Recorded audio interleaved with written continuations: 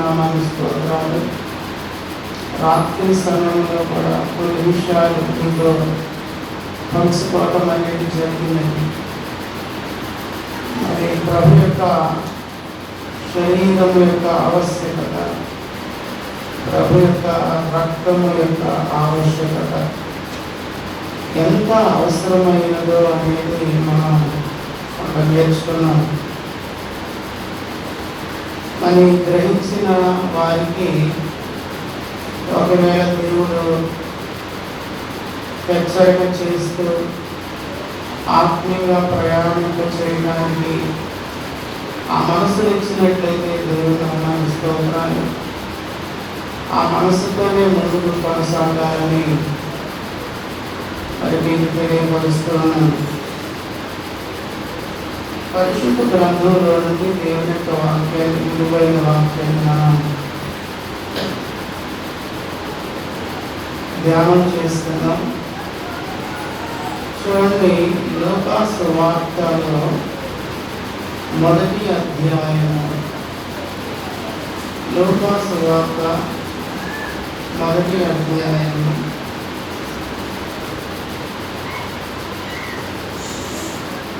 13వ వచనం నుండి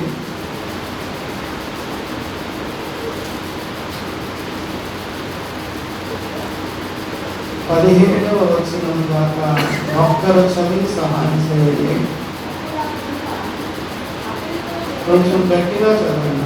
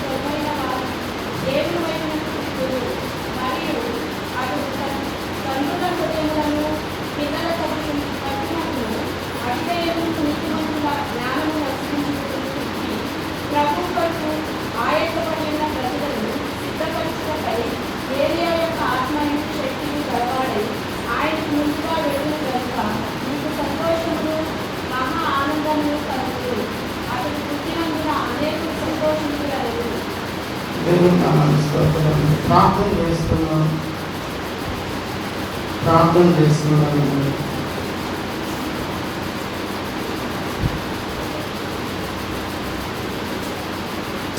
పరిశుద్ధులైన ప్రభువా, ప్రేమగల తండ్రి, భగవంతుడైన దేవా, పరిశుద్ధుడా, మీ పరిశుద్ధమైన ఘనమైన రక్షణకరమైన నామమునకు తండ్రి మీకు స్తోత్రాలు చెల్లిస్తున్నాను. ఈ ప్రశస్తమైన సమయంలో మీ నామమును స్తుతించుకునే అవకాశాన్ని మాకు ఇచ్చారు. మాకు ఇచ్చిన అవకాశాన్ని బట్టి మీకు వందనాలు తండ్రి. తిరిగి మరలా నా ప్రభా మీ పరిశుద్ధ గ్రంథాన్ని తెలిసి మీ లేఖన భాగములను చదువుకోవటానికి, ధ్యానం చేసుకోవటానికి మీరు ఏ మాటలను అయితే సిద్ధపరిచినారో ఆ మాటలను విని వెంబడించడానికి, ఆ మార్గంలో ప్రయాణం చేయడానికి మాకు దయచేస్తున్నటువంటి అమూల్యమైన అవకాశాన్ని బట్టి తండ్రి మీ స్తోత్రాలయ్యా. యేసుక్రీస్తు ప్రభువా, మీరే మాతో మాట్లాడండి. ఆత్మస్వరూపైన దేవా, మాట్లాడు దేవుడు అని తండ్రి మీ నామమును స్తుతిస్తున్నాను. మీరు మాట్లాడుతుండగా ప్రతి ఒక్కరి యొక్క చెవులు తెరవబడాలి, ఆత్మ నేత్రాలు తండ్రి తెరవబడాలి. విని మేలు పొందువాలని ఉండటానికి మాకు సహాయం చేయమని ఈ ప్రశస్తమైన సమయంలో మీ సన్నిధిని మాకు ఇచ్చినందుకు కృతజ్ఞతాస్తుతులు, స్తోత్రాలు చెల్లిస్తూ యేసుక్రీస్తు శ్రేష్టమైన నామమున స్తుతించి ప్రార్థిస్తున్నాను మా యొక్క పరలోకపు తండ్రి. ఆమేన్. దేవుని నామానికి స్తోత్రాలు.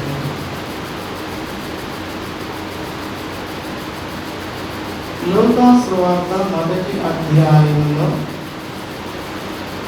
మనం చదువుకునేటువంటి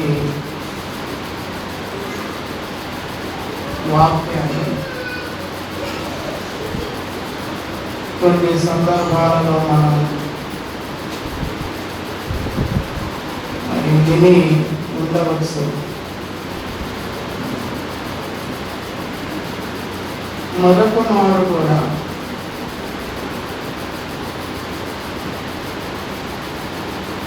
వ్రాయబడినటువంటి మాటలను కొంత ధ్యానం చేసుకోవటానికి దీనిలో నుండి ఒకవేళ దేవుడు మనకు తెలియపరిచే ప్రతి ఆత్మీయమైన మాటలను మనకు ఒకవేళ అవసరమైనటువంటిదిగా దేవుడు గుర్తించి ఆ మాటలను మనకు సిద్ధపరిచినారేమో.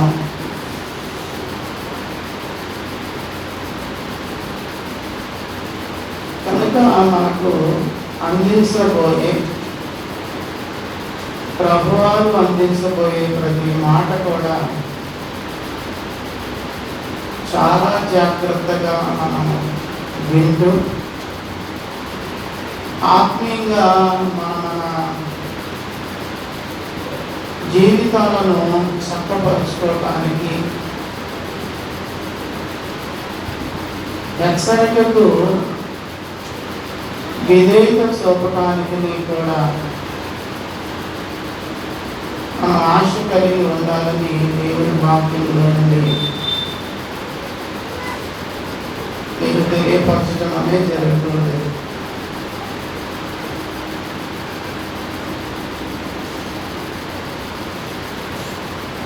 పరిశుద్ధ గ్రంథంలో జకర్యా ఎలిజబెతుల యొక్క కుటుంబ స్థితి, వారికి కలిగినటువంటి కుమారుడైనటువంటి యోహాను గారి యొక్క ఆత్మీయ స్థితిని ఇక్కడ జాగ్రత్తగా మనం పరిశీలన చేస్తూ ఉన్నట్లయితే కొన్ని ఆత్మీయమైన సత్యాలను దీనిలో మనం చూడగలుగుతున్నాము.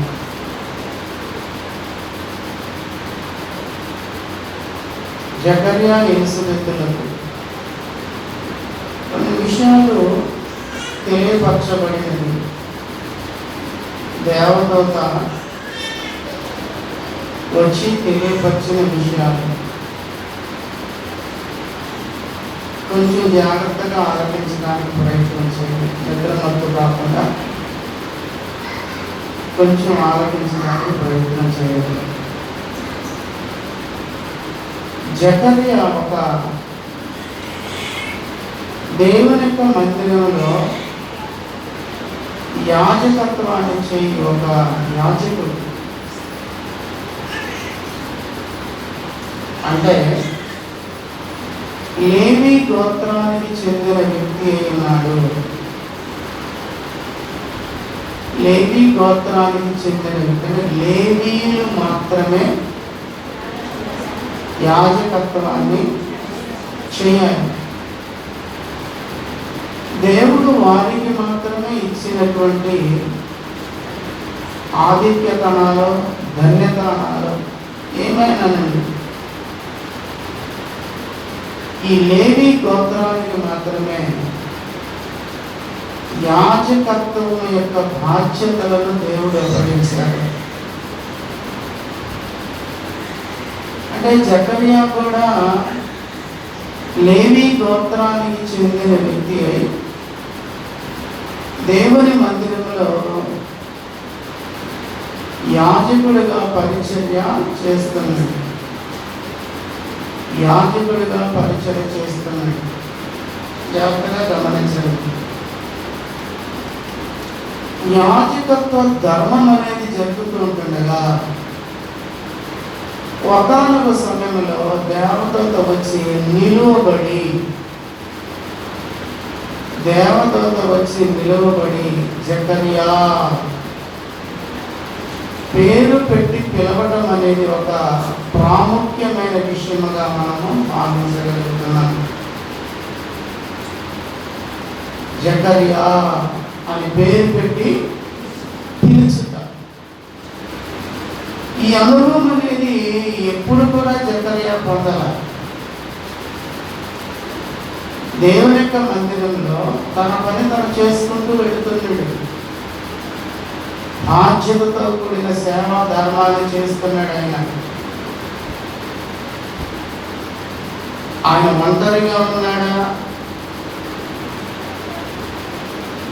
కొందరి మధ్య ఉన్నాడా అనేది గమనించినట్లయితే దేవుని మందిరంలో ఎంతో కొంతమంది ఉంటారు. వారి మధ్యలో పరిచయం చేస్తున్నాడు ఆయన. ఇది సేవా ధర్మం. పరిచయం చేస్తుండగా ఈ వ్యక్తికి మాత్రమే కనబడుతున్న దేవదూత మరొకరికి కనబడనేటువంటి దేవదూత. ఆశ్చర్యం ఇది. ఒక మనిషితో మాట్లాడుతున్నప్పుడు ఆ ఇద్దరు మనుషులు మాట్లాడుకుంటున్నటువంటిది వేరే వ్యక్తులు చూస్తూ ఉంటారు. దేవదూత చెబుతున్న మాటలు జకర్యా వింటున్నాడు, కానీ దేవదూత చెబుతున్న మాటలు ప్రజలు ఎవరు కూడా తెలియట్లేదు. అది దేవుని యొక్క మహిమతో కూడినటువంటి కార్యమై ఉన్నది. అంటే దేవుని మహిమతో కూడిన కార్యమై ఉన్నది కనుక జకర్యాకు మాత్రమే అక్కడ వినబడుతున్నది, కనబడుతున్నది. మరి ఎవరికి వినబడటలేదు, కనబడటలేదు. దేవదూత యొక్క చర్య అన్నమాట. అర్థమైందా? అలాంటి పరిస్థితిని మనం చూస్తున్నాం ఇక్కడ. ఆ సమయంలో జకర్యాతో ఏ విషయాలను దేవదూత పంచుకునుట జరిగినది అనేది మనం గమనిస్తున్నాం ఇక్కడ. మొదటి మాట ఏంటంటే నీ ప్రార్థన వినబడినది. నీ భార్య అయిన ఎలిజబెత్ నీకు కుమారుని కలను, అతనికి యోహాను అని పేరు పెట్టదు. ఈ విషయం అనేది తెలియపరచడానికే దేవదూత జకర్యా గారి దగ్గరికి పంపబడటం అనేది జరిగినది. జాగ్రత్తగా గమనించండి, మనం గమనించాలి కూడా. జకర్యా యొక్క వయస్సు కానీ స్థితిని కానీ మనం పరిశీలన చేసినప్పుడు ఆ సమయంలో పిల్లలు కనగలిగేటంతటి శారీరకమైన బలం అనేది జకర్యా గారిలో లేదు. జకర్యా గారి అంటున్నారు ఏమని, ఇది నాకేలాగూ తెలియను, నేను ముసలివాడను, నా భార్య బహుకాలం గడిచినదని ఆ దూతతో చెప్పగా. చూడండి, విన్నపిస్తున్న మాట, నేను ముసలివాడను, నా భార్య కూడా చాలా చాలా బహుకాలము గడిచినదై ఉన్నది అది చెప్తున్నాడు. దేవదూత చెప్పిన మాటకు ఆ మాట చెప్తున్నాడండి. దేవదూత చెప్పింది, జకర్యా భయపడద్దు, నువ్వు బాధపడద్దు, నీ ప్రార్థన వినబడింది. అంటే ఏ ప్రార్థన చేస్తున్నాడు ఆయన? జవాబు అనేది చూడండి, దేవదూత జవాబులోనే ఈయన ప్రార్థన ఉంది. దేవదూత చెప్తున్నది ఏంటి? ఏ ప్రార్థన చేస్తున్నాడో దానికే జవాబు దేవదూత ఇవ్వటం అనేది జరిగింది. అంటే జకర్యా గారు ఏ ప్రార్థన చేస్తున్నాడు? అయ్యా నాకు కొడుకునివ్వా, నాకు కొడుకునివ్వా, నాకు బిడ్డలనివ్వా, నా స్థితిని చూడవా అంటూ ముసలి ప్రాయంలో కూడా ఆయన ప్రార్థన, అంటే ఏ ప్రాయంలో నుండి ఏ ప్రాయం దాకా కూడా ప్రార్థన చేస్తున్నాడు. ఇప్పుడు వయసులో ఉన్నాడు, వయసులో నుండి ముసలితనంలోకి, అంటే వయసులో నుండి కూడా కొంతకాలం చూసి ఉంటాడు. బిడ్డలు పుట్టక ఉండుట దానిని బట్టి కొంతకాలం చూసి ఉండాలి. పుడతారులే 1 సంవత్సరం, 2 సంవత్సరాలు, 3 సంవత్సరాలు తర్వాత నుండి ఈయన యాజకుడు కనుక దేవునితో మంచి సంబంధాన్ని కలిగి ఉన్నాడు కనుక 2వ సంవత్సరంలోనైనా 3వ సంవత్సరంలోనైనా కూడా ఆయన ప్రార్థనలో ఒక మాట ఎత్తి పలకి ఉండాలి. అదేంటి అంటే, అయ్యా నాకు బిడ్డలు దయచేయ్యా. అది అంటే ఆ విధంగా ఆయన వయసు నుండి ఎప్పటిదాకా చేస్తున్నాడు? వృద్ధాప్యం దాకా కూడా ఆయన ప్రార్థన చేస్తూనే ఉన్నాడు. ఎన్ని సంవత్సరాలు చేస్తున్నాడు ఆయన? కనీసం 10 సంవత్సరాలు వేసుకుందాం ఆయన పెళ్ళి. ఇప్పుడు దరిదాపుగా 89-90 సంవత్సరాలు వచ్చేసి ఉంటాయి ఆయనకి. అంటే ఆ వయసు దాకా కూడా దరిదాపుగా ఆయన 75-70 సంవత్సరాలు దరిదాపుగా కూడా ప్రార్థన ఆయన చేస్తూనే ఉన్నాడు అని మనం అర్థం చేసుకున్నాడు.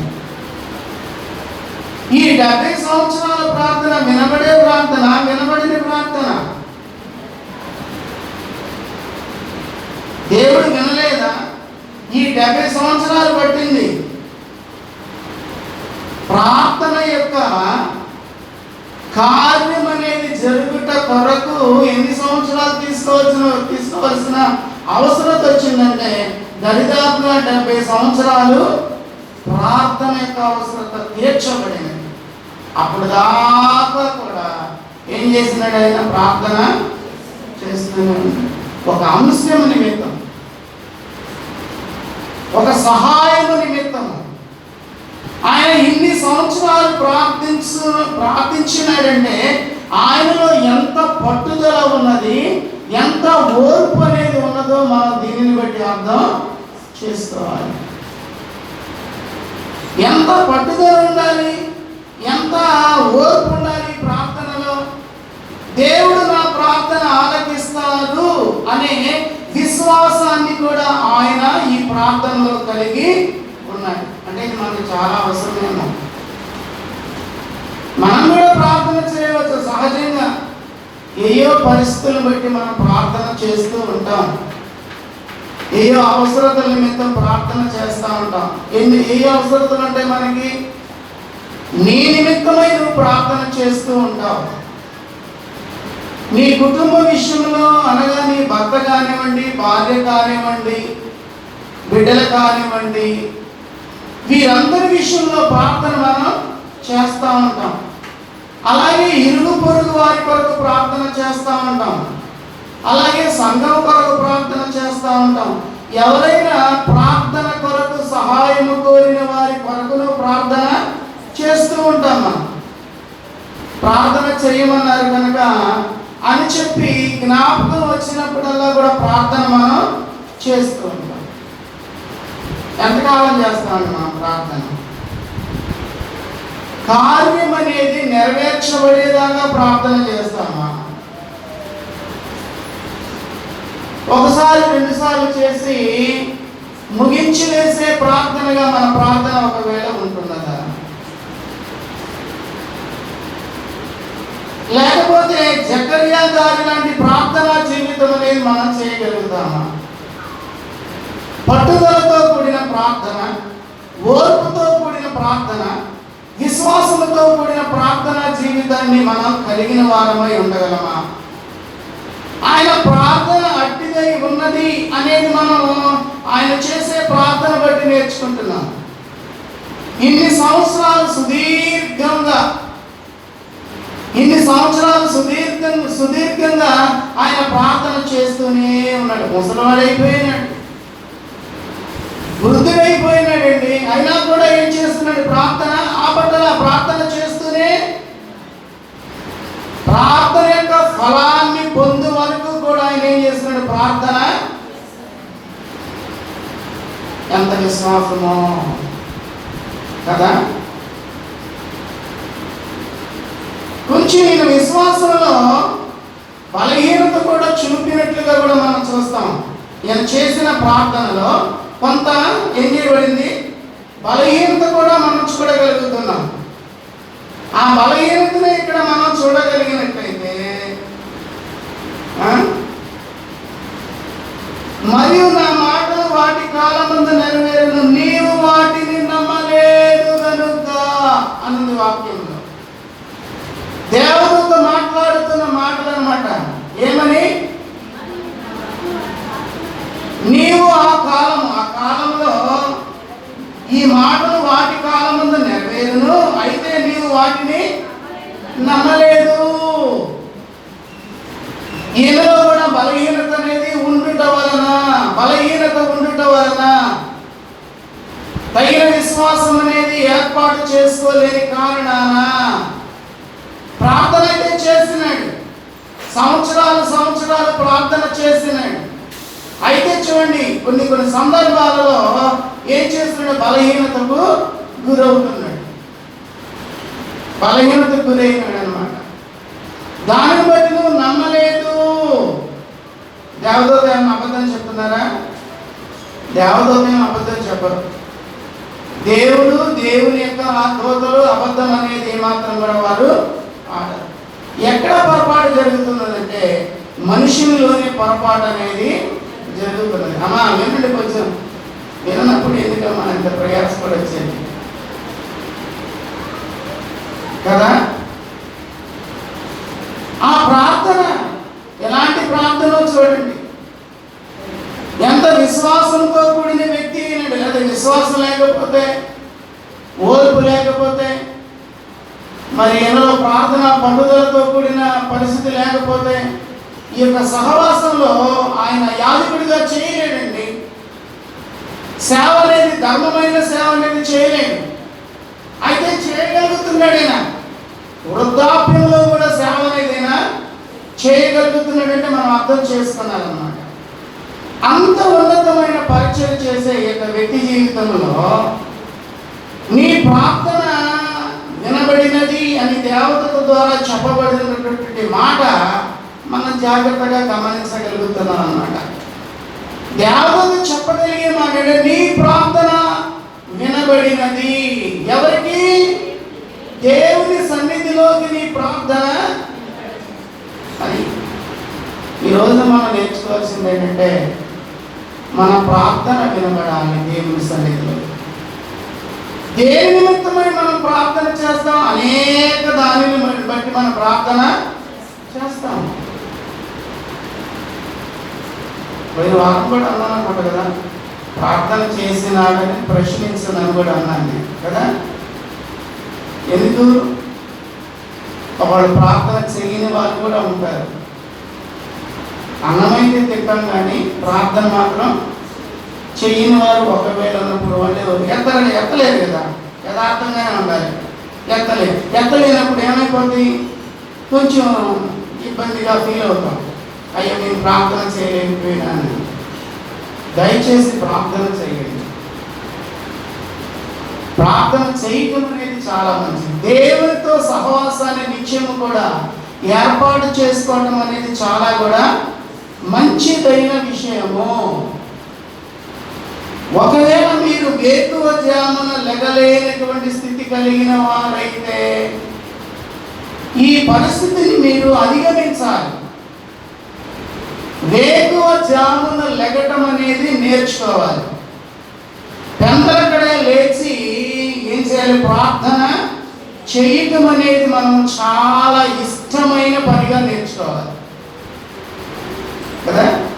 ఇల్లు వాకిళ్ళు ఊడ్చుకుంటాం, అది ఇష్టమైన తప్పనిసరి పని కదా. తప్పనిసరి పని అండి. ఇల్లు వాకిళ్ళు ఊడ్చుకోవటం, అంట్లు తోముకోవటం, బట్టలు తుక్కోవటం, నీళ్లు పట్టుకోవటం, వంట చేసుకోవటం, ఇవన్నీ కూడా సహజమైన కార్యాలు కదా.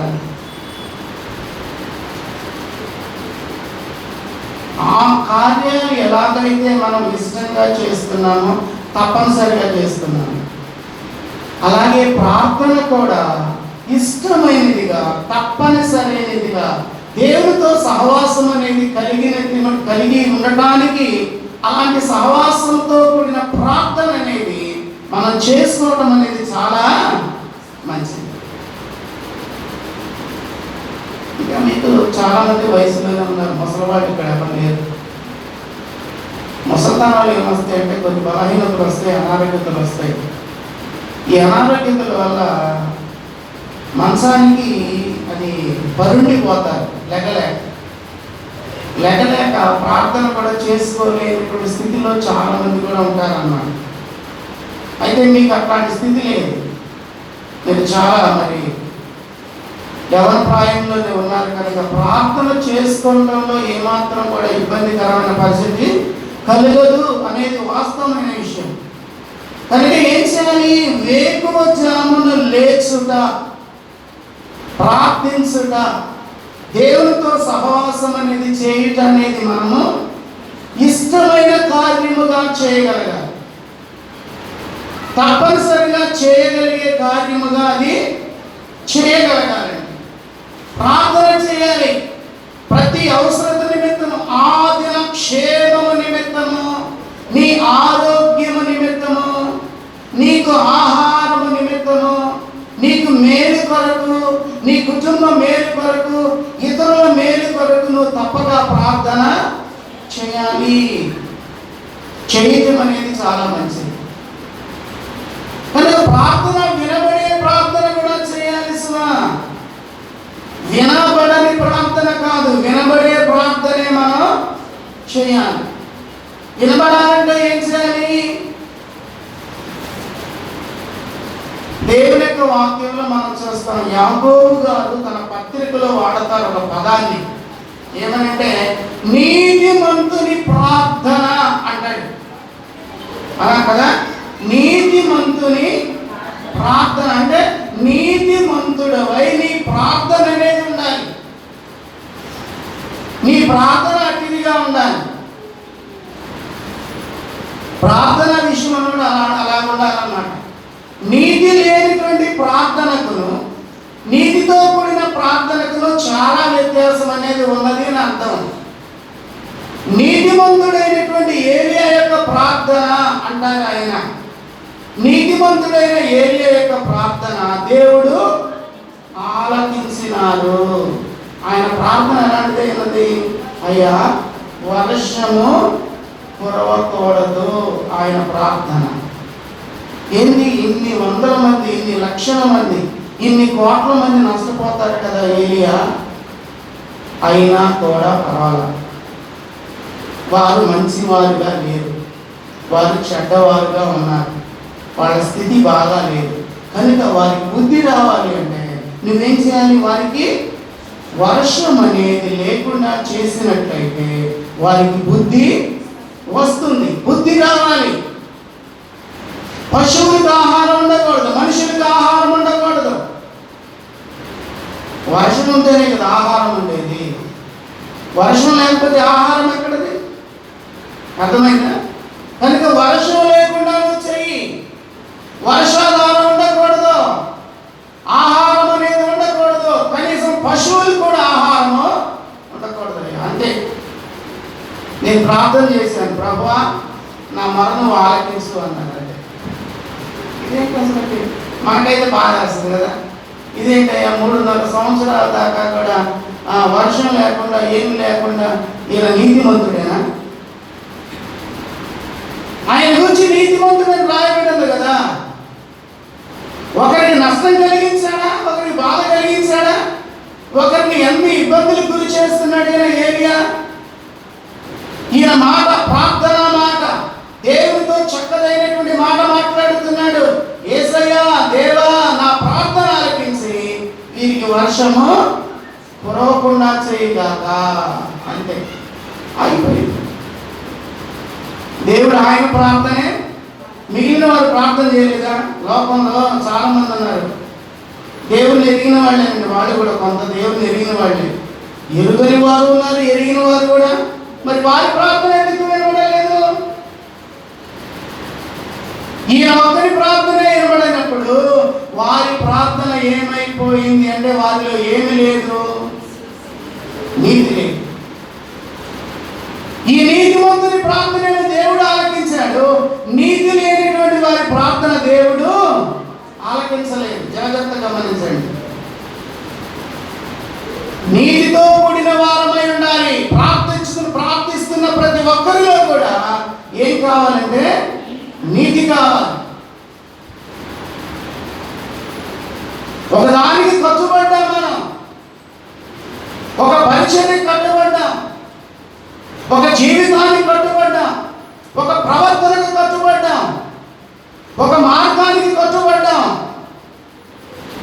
నీ ఇష్టానుసారంగా నడవకూడదు. కట్టుబడిన దానికి నువ్వేం చేయాలి? అలాగే కట్టుబడాలి. అంతే. ఈ పాపము లేకుండా జీవించాలి అనే దానికి కట్టుబడ్డావు.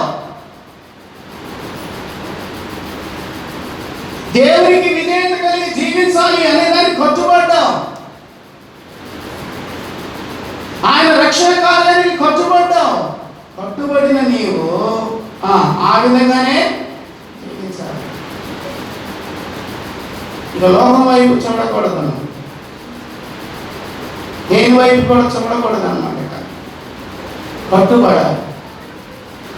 ఒక భర్తకు భార్య కట్టుబడుతుందా? భార్యకు భర్త కట్టుబడతారుగా. ఈ నిబంధన వివాహంలో ఏం మాట్లాడుకుంటారు? కట్టుబడి. ప్రమాణాలు ఉన్నాయా? ప్రమాణాలు ఉన్నాయా? ప్రమాణాలు లేవు, మర్చిపోయారు కదా. ఆ గంటకే మర్చిపోతారు కదా ప్రమాణాలు. ఆ గంటకే ప్రమాణాలు మర్చిపోతారు. మర్చిపోయి చేస్తారు, కట్టిన కట్టు ఊడిపోతాయేమో ఒకవేళ. అంతేనా? ప్రమాణం. కట్టిన కట్టు ఊడిపోతాయేమో. ఊడిపోయి ఏం చేస్తూ ఉంటారు? అవన్నీ జ్ఞాపకానికి రావు. ఇక జ్ఞాపకానికి రాకుండా ఎటు వెళ్తున్నారు? నిబంధనకు విరుద్ధంగా ప్రయాణం అనేది చేసేవాడు ఎంతమంది లేరు? స్త్రీలు కానీ పురుషులు కానీ.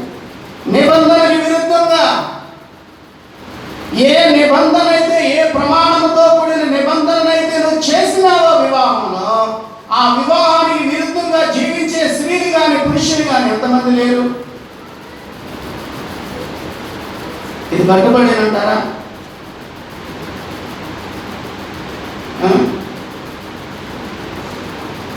నీతి అంటే ఆమె నీతిమంతురాలు అంటే ఆయన నీతిమంతుడు అని రాయబడి ఉంటుంది కొందరి యొక్క సాక్ష్యం.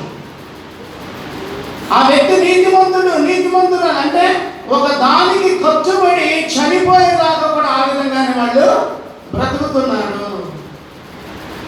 చనిపోయేదాకా ఏ నిర్ణయం అయితే తీసుకున్నారో ఆ నిర్ణయం అనేది మార్పు లేకుండా వారు జీవించగలుగుతున్నారు. అది నిర్ణయం, అది ఖర్చుబాటు, అది నిబంధన, అది నీతి. ఇలాంటి నీతితో కూడినటువంటి వారు ఎంతమంది ఉంటున్నారు? నీతితో జీవించేవారు ఎంతమంది ఉన్నారు? పరిశీలన చేసుకోండి. ఎవరి మనసులు వాళ్ళకి తెలియదు. మనం నీతి లేకుండా ప్రార్థన చేస్తున్నామేమో. ఒకవేళ నీతితో కూడిన ప్రార్థన కావాలి. నీతితో కూడిన ప్రార్థన అయితేనే దేవుడు ఆలకిస్తున్నారు. ఏలియా యొక్క ప్రార్థన ఆలకించారు, జవాబు అనేది ఇస్తున్నారు. నిజమే, ఏలియా నువ్వు ఏ ప్రార్థన చేస్తావో ఆ ప్రార్థన అది ఆమెన్ అనబడుతుంది. ఆమెన్, అవును కనుక అవును, వర్షం అనేది లేదు అంటే అర్థం ఏంటి? ప్రార్థన వినబడినది. ప్రార్థన వినబడినది. అందరూ కూడా ఇబ్బందులు పడుతున్నారు. దేశం అంతా కూడా కరువుతో కూడినదైపోయినది. ఒక్క వ్యక్తి యొక్క ప్రార్థన చూసారా? అది నీతి. మరలా ఆయన ప్రార్థన చేస్తున్నాడు. నీతిమంతుడై ప్రార్థన చేసి నీతి తప్పలా ఎక్కడ కూడా దేవుని దగ్గరికి మరలా వెళ్తున్నాడు. దేవా, వాళ్ళు చాలా బాధపడుతున్నారయ్యా. వాస్తవంగా నేనే చూశాను. దేవుడు ఏదో మాట్లాడాల, మరి ప్రార్థన చేయ్యా, మరి వాళ్ళు బాధపడుతున్నారు. దేవుడు మాట్లాడాల. ఏలియా గారు కన్నులారా చూస్తున్నాడు. ప్రజల యొక్క దుస్థితిని చూస్తున్నాడు, ప్రజల యొక్క బాధ చూస్తున్నాడు, ప్రజల యొక్క వేదన చూస్తున్నాడు. రాజు కూడా ఆయన బాధపడుతున్న వేదన చూస్తున్నాడు. వెంటనే మరలా ప్రార్థన చేస్తున్నాడు. మోకాళ్ళుని ప్రార్థన చేస్తున్నాడు నీతిమంతుడైనటువంటి ఏలియా గారు. అయ్యా, వీరికి వర్షం దయచేయ, చచ్చిపోతున్నారయ్యా, పశువులు విలపిస్తున్నాయి, మనుషులు విలపిస్తున్నారు, ఆహారం లేదయ్యా. చూసారా, నీతి వర్షాన్ని కృమ్మరించింది. తన పనివాడికి చెప్తున్నాడు, అయ్యా వర్షం ఏమైనా, వర్ష ఛాయ ఏమైనా కనబడుతుందేమో మేఘంలో, చూడు ఒకసారి సముద్రంలో నుండి ఏమైనా వస్తుందేమో. ఏం లేదయ్యా, ఏం లేదు. ముమ్మారు చూస్తున్నాడు. ఏలియా గారి యొక్క శిష్యుడైనటువంటి ఆ వ్యక్తి ముమ్మారు చూస్తున్నాడు. తర్వాత ఏం కనబడిందంట, సముద్రంలో నుండి హస్తమంతా ఒక మేఘము పైకి ఎక్కుతూ ఉన్నదయ్యా అంటున్నాడు. ఆయన ప్రార్థన చూసారా, ఎంత చక్కటి ప్రార్థన అది. దేవుడు విన్నారా ఆయన ప్రార్థన? వినబడే ప్రార్థన మనం చేయాలి. నీతిమంతులమై ప్రార్థన చేయాలి. దేవుడు ఆలకిస్తాడు, చక్కగా ఆలకిస్తాడు. మరి మీరు ఎలా ప్రార్థన చేస్తున్నారు నాకైతే తెలియదు. నేను కొన్ని అంశాలు బట్టి ప్రార్థన చేసిన ఆ వెంటనే కూడా సహాయం అనేది నాకు దేవుడు చేశాడు. దేవుడు నామమున స్తోత్రాలు కలుగునుగా. నేను ఏ విషయంలో అయితే ప్రార్థన చేస్తున్నానో, ఏ అవసరతల నిమిత్తం ప్రార్థన చేస్తున్నానో, ఆ అవసరతలు నా జీవితంలో నెరవేర్చబడుతూ దేవుడు ఆ విధంగా నడిపిస్తూ ఉన్నారు. నాకు సహాయం చేశారు దేవుడు. కనుక మరి మన ప్రార్థన ఆలకించబడే ప్రార్థనగా, కనుక దేవదూత చెబుతున్నమాట, నీ ప్రార్థన ఆలకించబడినదయ్యా. నువ్వు ఏ ప్రార్థన చేసినావో ఆ ప్రార్థన దేవుడు ఆలకించి ఏం చేస్తున్నాడు, నీ ప్రార్థనకు జవాబు అనేది ఆయన ఇస్తున్నాడు కదా. అయితే ఇంకా జాగ్రత్తగా చూడండి. నీకు ఒక కుమారుని కలుగుతుంది, అతనికి యోహాను పేరు పెట్టదు. అతడు ప్రభు దృష్టికి గొప్పవాడే, ద్రాక్షారసమైనను మద్యమైనను త్రాగక, తన తల్లి గర్భమున పుట్టినది మొదలుకొని పరిశుద్ధాత్మతో నిండుకొనిన వాడై ఇశ్రాయేలీయులలో అనేకులను ప్రభు అయిన వారి దేవుని వైపుకు త్రిప్పును. జాగ్రత్తగా ప్రతి మాట కూడా మనం అర్థం చేసుకున్నాం. చదువుబడిన మాట మనం అర్థం చేసుకోవాలి. చదువుబడిన మాట మనం అర్థం చేసుకున్నాం. అతడు ప్రభు దృష్టికి గొప్పవాడవుతాడు కదా, ఒక మాట అన్నమాట. ప్రభు దృష్టికి అతడు గొప్పవాడవుతాడు.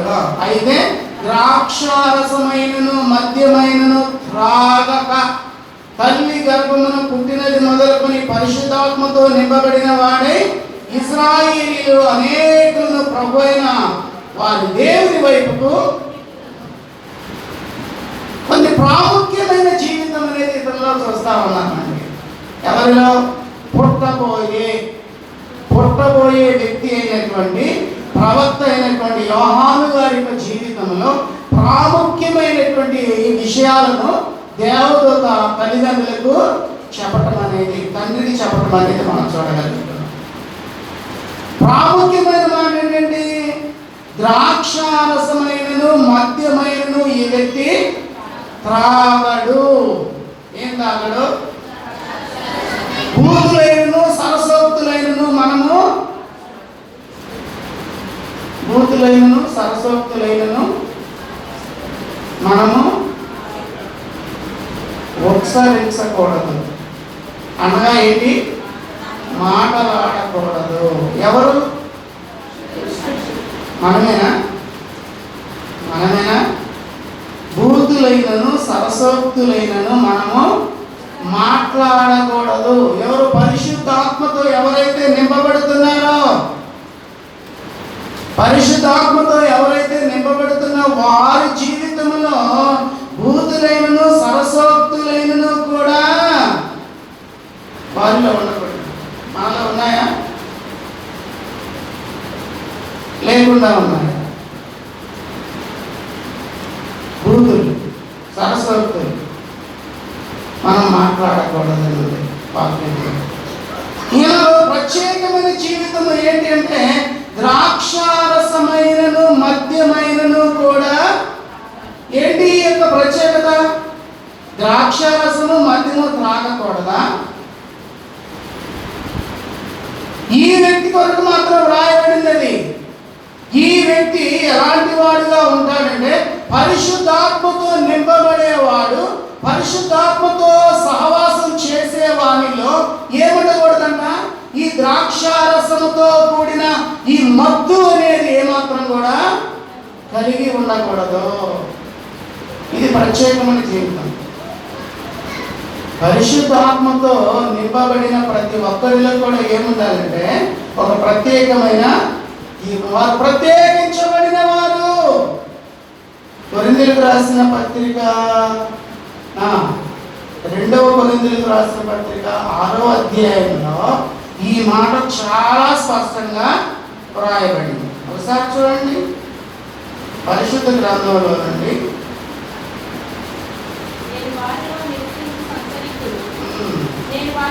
నేను వారిలో నివసించి సంచరింతును, నేను వారి దేవుడనై ఉండును, వారు నా ప్రజలై ఉండును. కావున మీరు వారి మధ్య నుండి బయలువెడలి ప్రత్యేకంగా ఉండుడి, అపవిత్రమైన దానిని ముట్టకుడని ప్రభువు. నా మాటలేనా దేవుని మాటలు అవి. ఏంటి ప్రత్యేకంగా ఉండటం అంటే అర్థం ఏంటి? ప్రత్యేకంగా ఉండటం అంటే అందరిలాగైనా కొందరిలాగా, ఒక ప్రత్యేకంగా అందరిలాగా కాదు, ఒక ప్రత్యేకమైన వాక్యము ప్రత్యేకముగా ఉండుడి అంతే కదా. ఎంత చక్కటి పరిస్థితి చూడండి. కొన్ని పక్షులు ఉంటాయంటండి, కొన్ని పక్షులు ఉంటాయంట. కొన్ని పక్షులు అన్నిటితో జతకలవు అంటారు. వాటి యొక్క ప్రత్యేకమైన జీవన విధానమే వేరుగా ఉంటుందంట.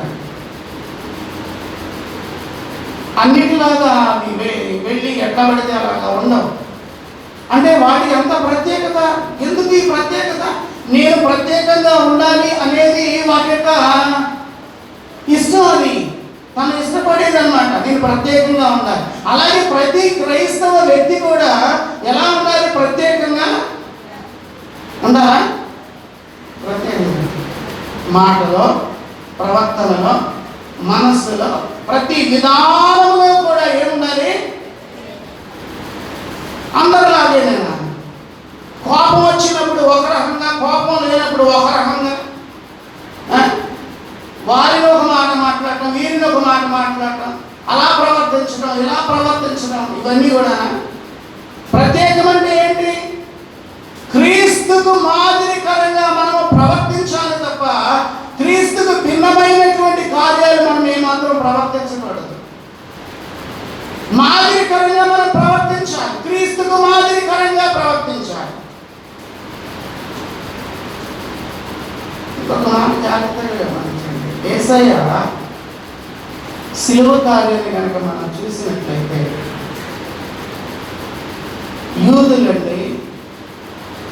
యూదులు వారిని మొట్టమొదట యేసయ్యను సిలువ వేయమని చెప్పారు. సిలువ వేయమని ఎక్కడ? పిలాతు గారి దగ్గర అల్లరి చేశారు. అల్లరి చేసినప్పుడు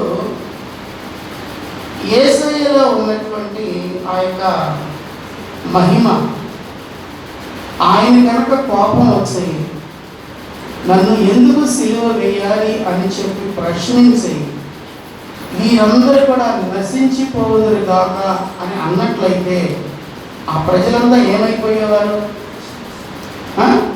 ఒక మాటే కదా, నశించిపోయి ఉండేవారు కనుక అన్నట్లయితే నశించిపోయి ఉండాలి అని అంటే యేసయ్య వారందరూ కూడా నశించి పోయేవారు. అయితే ఆయన మాట్లాడారా? ఆయనకి నష్టం కలిగించిన వారు యూదులు. ఆయన శిక్షించమని బోధించారు. పిలాతులు చెప్పారు, ఆయన సిలువ వేయండి, వాడిని సిలువ వేయండి, వాడిని సిలువ వేయండి. ఇది యేసయ్యకి నష్టం అంటారా, కష్టం అంటారా, దుఃఖం అంటారా, బాధ అంటారా, ఎలాంటిది అంటారు కాదా? యేసయ్యకి కన్నా బాధేనా ఇది? సిలువ వేయటం అంటే అది సామాన్యమైన సంతోషమా? సిలువ వేయటం అంటే ఏంటి? ప్రక్కలో బల్లెము గుచ్చటం, రెండు చేతులతో మేకులు కొట్టడం, కాళ్ళలో మేకులు కొట్టడం, తల మీద మొడ కిరీటం పెట్టడం, కొరడాతో దెబ్బలు కొట్టడం, అవమానకరంగా మాట్లాడటం, ఇది సిలువ శ్రమలు. ఇవన్నీ భరించారు యేసయ్య.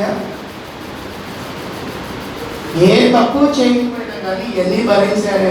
ఏ తప్పు చేయకపోయినా కానీ ఆయన భరించినటువంటి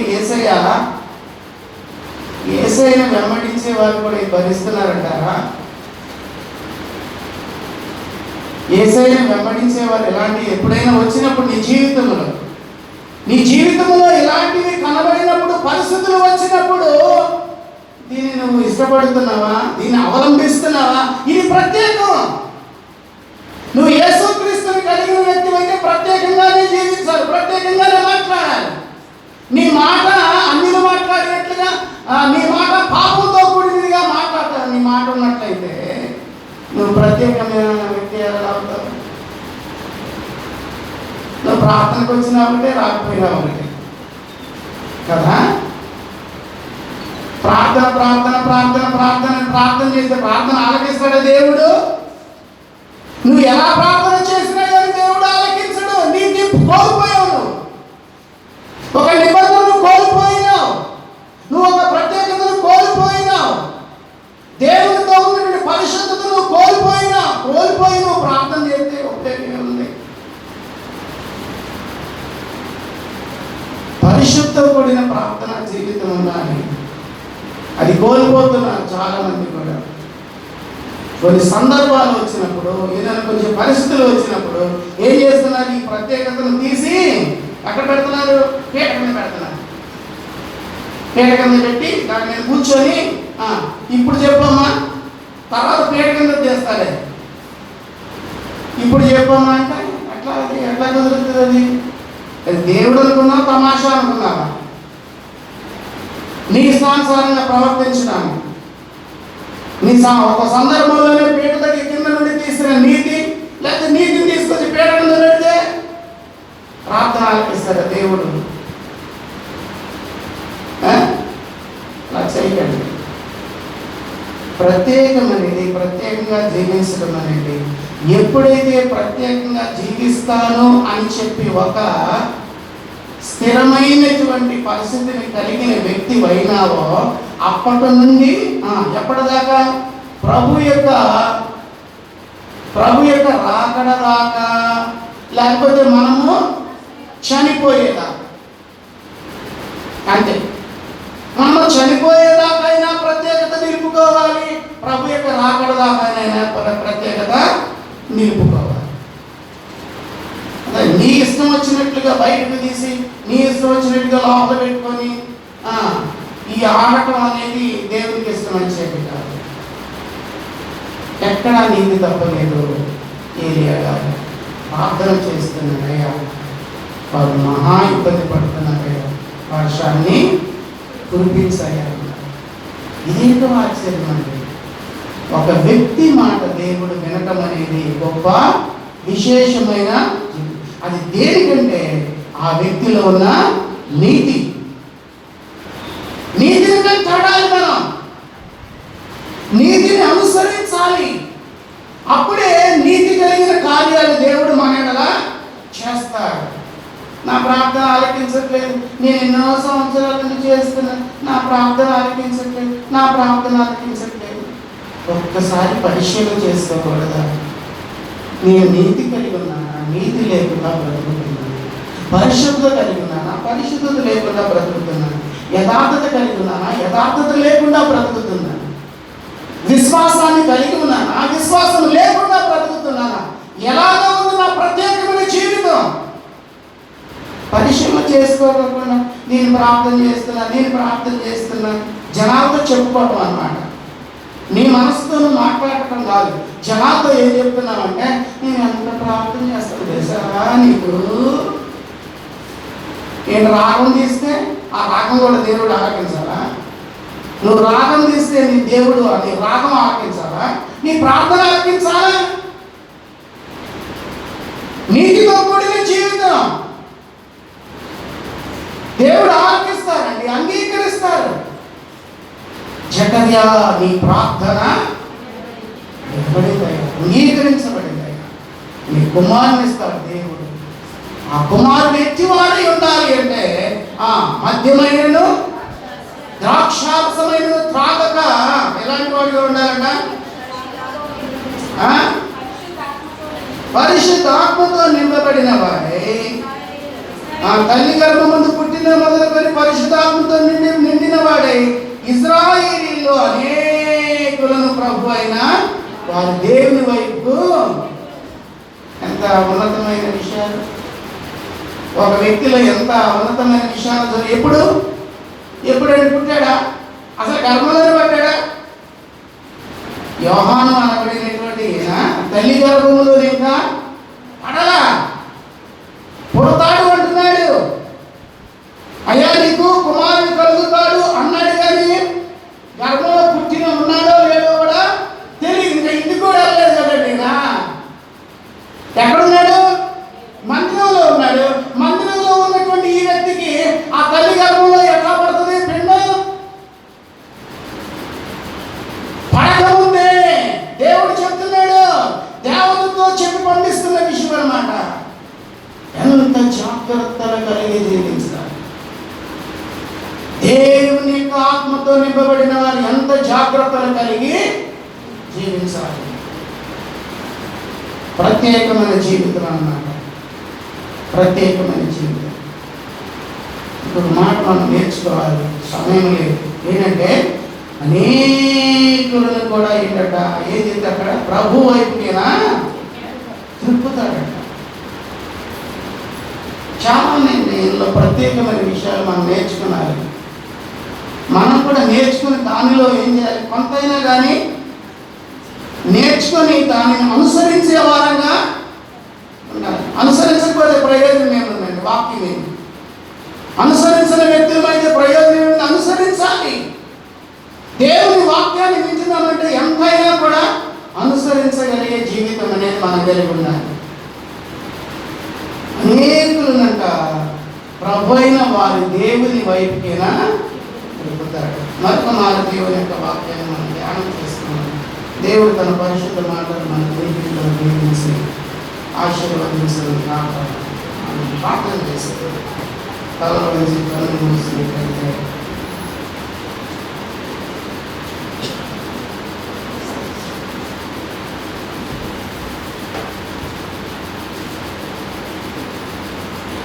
దయచేసి ప్రార్థన చేస్తున్నాము. ఈ సమయంలో విజయ్ కుమార్ ప్రార్థన చేస్తారు. విజయ్ కుమార్.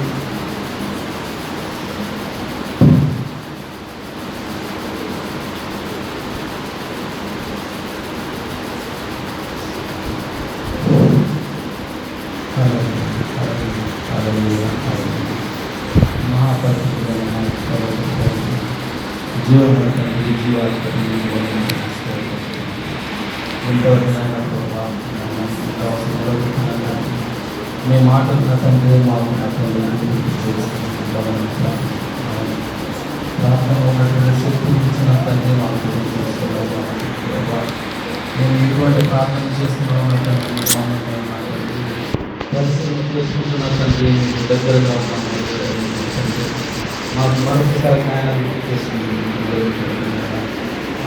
నా తండ్రి. ప్రభావ సక్రియ గారు నా తండ్రి తన ఎంతో పరిస్థితులు కలిగిన తండ్రి వ్యాధిపరమాన్ని ఇస్తున్న తండ్రి నాయన ప్రభావ ప్రార్థించినట్టు నాయన ఆ యొక్క ప్రార్థన ఆలోచించిన తండ్రి నాయన ప్రభావం మంచి తండ్రి నాయన ఆ యొక్క ప్రవర్తన